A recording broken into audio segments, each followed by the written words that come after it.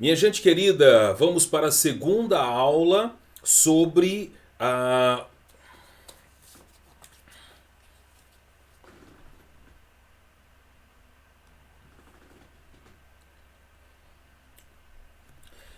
Minha gente querida, vamos para a segunda aula sobre como destravar o medo e ter qualidade de vida. Muitas pessoas têm medo e medos traumáticos e outras pessoas têm medo imaginário. Se você não assistiu à aula anterior, eu convido você a parar esse vídeo agora e vá para a aula anterior, a aula de número 1. Essa é a aula de número 2. Nós estamos nessa sequência aqui de aulas onde eu vou te entregar uma série de técnicas para você vencer o medo. Tá? Você destravar esse medo dentro de você de forma racional e crítica para que você possa tanto usar o medo ao seu favor, como desinstalar esse medo e não ser mais escravo do medo. Tá? Quero dizer para vocês que meus vídeos não serão mais editados assim, então quando tiver essa coceirinha no olho, com certeza eu não vou cortar. Eu acho que isso vai ficar até mais pessoal, porque a gente estava cortando e levando muito tempo. E nós estamos numa demanda muito grande, então não vai dar para fazer. Papel e caneta na mão? Papel e caneta na mão, vamos anotar o primeiro drive mental que você precisa ter. Você vai pegar o que eu vou escrever aqui, o que eu vou pedir para você escrever aqui agora, e você vai escrever isto em um lugar. Eu não sei se eu consigo mostrar para vocês, talvez se eu mexer na câmera ali, não vai ficar legal depois voltar ao foco, essa câmera é cheia de coisa. Mas aqui do meu lado, aí vai aparecer do lado direito, parece, mas aqui é do lado esquerdo, não sei. Aqui do meu lado esquerdo, eu tenho o meu painel pessoal, onde quase ninguém entra aqui dentro. Pessoas que entram aqui dentro do estúdio são pessoas, assim, muito amigas e tal, mas ali tem muita coisa pessoal minha. E ali, naquele é uma espécie de mural, de mapa mental, eu coloquei algumas coisas que são extremamente importantes para minha vida. Tá? Eu quero que você pegue o que eu vou te dizer aqui e coloque uma espécie de mural desse. Ah, Jeremias, não tem mural, então deixa lá dentro do seu carro, assim, ó, perto do negócio, ali, junto com a chave, lugar onde você vai ver isso no mínimo 2, 3 vezes no dia. Jeremias, então eu posso escrever várias vezes? Pode. Escreve, deixa dentro da gaveta da sua mesa. Enfim, faça isso, escreva isso e deixe em vários lugares. Esse drive precisa se instalar na sua mente. Guarde isso aqui, ó. O seu propósito de vida, anota. O seu propósito de vida, o seu propósito de vida e as suas missões de vida. Olha só, o seu propósito de vida e as suas missões de vida devem ser maiores e mais impactantes do que todos os seus medos juntos. O seu propósito de vida deve ser tão impactante na sua vida, mas tão impactante que ele se torna assim tão forte, tão mais impactante do que todos os seus medos juntos. As suas missões de vida precisam ser tão impactantes, mais impactantes do que todos os seus medos juntos. Jeremias, qual a diferença entre um e o outro? É importante você entender isso também. Missão de vida é aquilo que você vai desenvolvendo no decorrer da sua vida que tem início, meio e fim. Eu tenho uma missão hoje. Qual é a minha missão? Ajudar as pessoas no controle da ansiedade. Pronto, essa é a minha missão, está definido. Jeremias, você vai fazer isso o resto da vida? Não vou. Não vou fazer isso o resto da vida. Então, se você está assistindo, aproveite esse vídeo, aproveite, porque isso aqui não vai ser pro resto da vida. Eu não vou ser rotulado como o cara que só cuida da ansiedade. Existe uma série de coisas que eu estudei na vida e que eu também quero contribuir. Então, esse é o momento do controle da ansiedade. Certo? É uma missão. Ela vai ter início, meio e fim. Paulo diz assim, olha, eu combati o bom combate. Eu fiz o que tinha que ser feito. Eu acabei a carreira agora, ó, eu vou guardar a fé, mas o combate acabou. Entende? Então, esta é uma missão. Agora, o que é o propósito de vida? Não, o propósito de vida eu nasci com ele. Eu vim a esse mundo com um propósito de vida. E vou o dia que meu coração parar de bater, eu vou para o caixão terminando o propósito de vida. Então, o propósito de vida é durante a vida toda. Missão é início, meio e fim. Você vai fragmentando a sua vida e vai desenvolvendo a sua missão. A sua missão tem que estar intrinsecamente ligada ao seu propósito de vida. E o seu propósito de vida deve ser o gerador de missões. certo? E tanto o seu propósito de vida quanto as suas missões de vida devem ser mais impactantes, mais fortes, mais pujantes, toma conta de você de tal forma que seja infinitamente mais fortes do que os seus medos, todos os seus medos juntos. Bom, primeira coisa que tem que ser dita. Escreva isso aí da sua forma, do seu jeito e que isso possa contribuir contigo. Outra questão importante é a seguinte. Todo medo tem o seu lado rico e tem o seu lado pobre. Todo medo tem o seu lado rico e tem o seu lado pobre, tá? Então você tem que tomar cuidado com isso. Por quê? Deixa eu sair um pouquinho aqui do canto, que eu não gosto daquele negocinho ali não. Qual é o lado rico e qual é o lado pobre de alguns tipos de medo? Então vamos falar sobre alguns tipos de medo. Primeiro, existe o medo da crítica, o medo de ficar rico, o medo de ficar pobre, o medo da doença, o medo de morrer, enfim. Eu lido com isso todos os dias com as centenas de pessoas que estão dentro dos meus grupos. Quando eu abro e digo assim, quais são os piores medos que você tem na sua vida? Quais são os piores medos que você tem na sua vida? A pessoa vem e fala uma série de medos que ela tem. Entende? Aí alguns falam assim, alguém falou pra mim esses dias, eu tenho medo de morrer. Eu falei, certo, você tem medo de morrer. Tudo bem.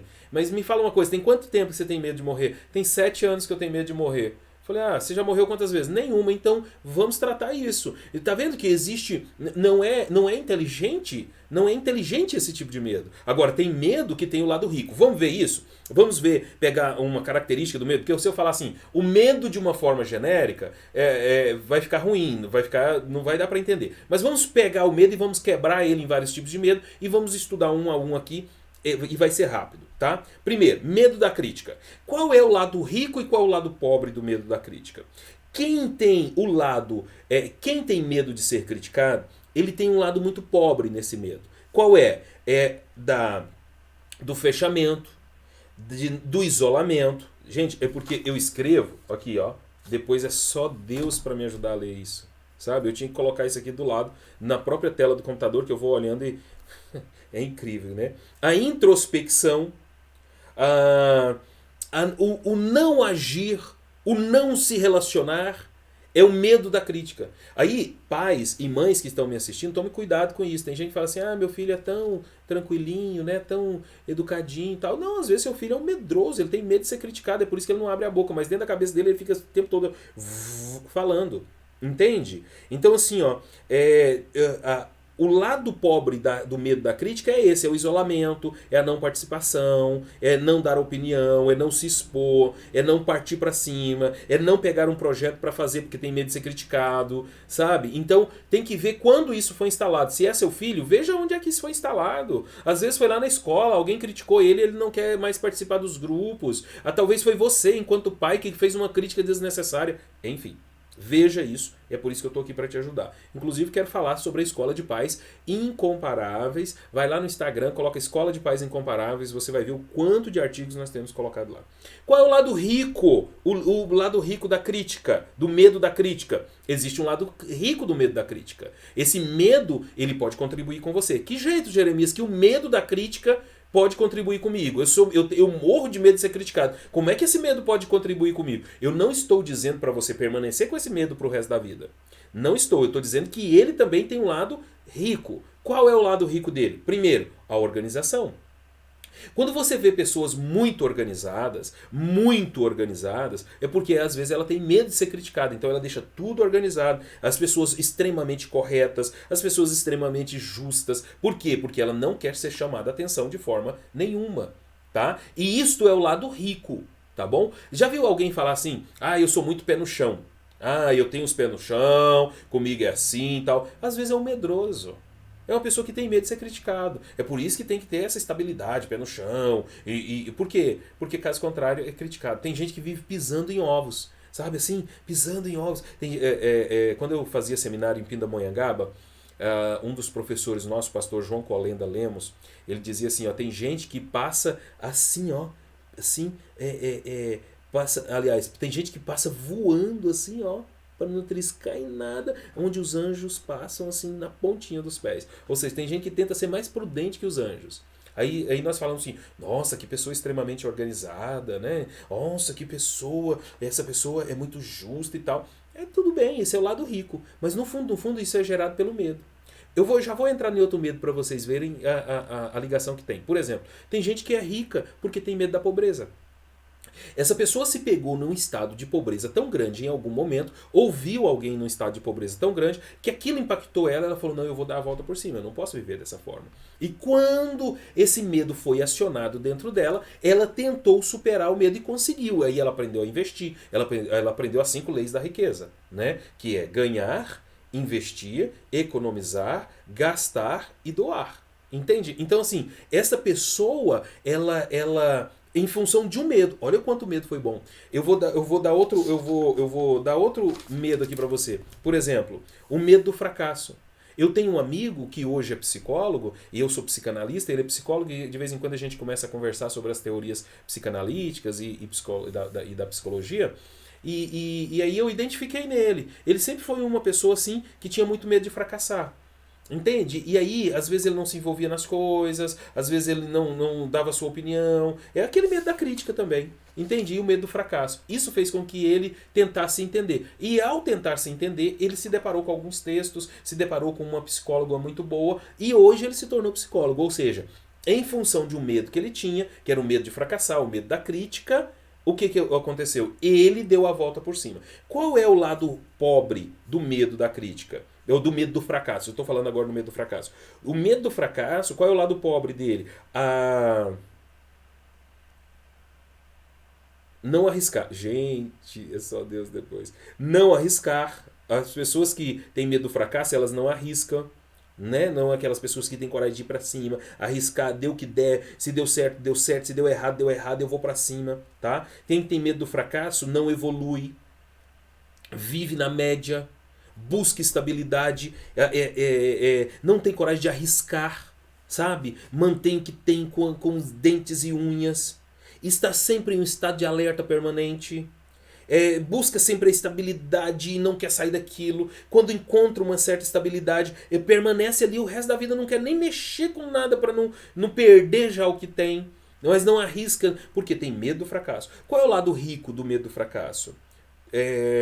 Superar e vencer para diminuir os riscos de se expor em situações de fracasso. Olha só que loucura isso. O cara tem muito medo do fracasso. Só que quando aí ele pega esse medo e leva ele para o lado rico, o que ele faz? Ele supera as possibilidades de fracasso para diminuir as exposições dele a às possibilidades de fracassar. Entende? Por exemplo, eu tenho medo de fracassar na vida e não ser um bom profissional. O que eu faço? Eu estudo muito os assuntos que eu preciso estudar. Para quê? Para diminuir a possibilidade de eu fracassar. Então esse é o lado rico. Tá? Por exemplo, pessoas que têm medo de fracassar e elas, por exemplo, e elas querem superar, aí o que elas fazem? Estudam mais, elas levantam mais cedo, são mais esforçadas. Gente, você está me dizendo que o cara que tem medo de fracassar, ele vai fazer isso? Só se ele pegar o lado bom, o lado rico do medo que ele sente. E olha que eu estou falando, medo do fracasso, medo de ficar pobre, medo da crítica. Mas existem centenas e centenas de outros tipos de medo que pode ser usado. Agora, gente, eu não estou aqui dizendo para você viver com medo do fracasso o resto da vida. Eu não estou dizendo para você viver com medo da crítica o resto da vida. Eu não estou dizendo para você viver com medo da pobreza o resto da vida, com medo da doença o resto da vida. Eu estou dizendo para você que você pode usar isso como algo para superação. Entende? Usar o lado rico disso, tá? Você precisa ver onde os seus medos te atrapalham. Você precisa perceber onde os seus medos eles te tiram da possibilidade de ser aquilo que Deus quer que você seja.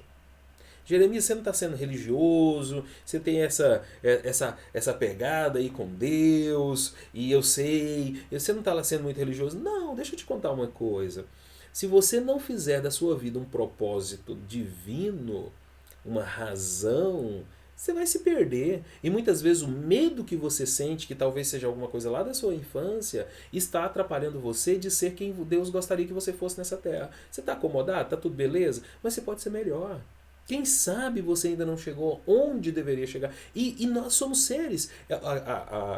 Eu acho muito bonito uma linha da psicologia. Eu não sou psicólogo, mas eu acho muito lindo uma linha da psicologia que é a Gestalt terapia de tempo curto.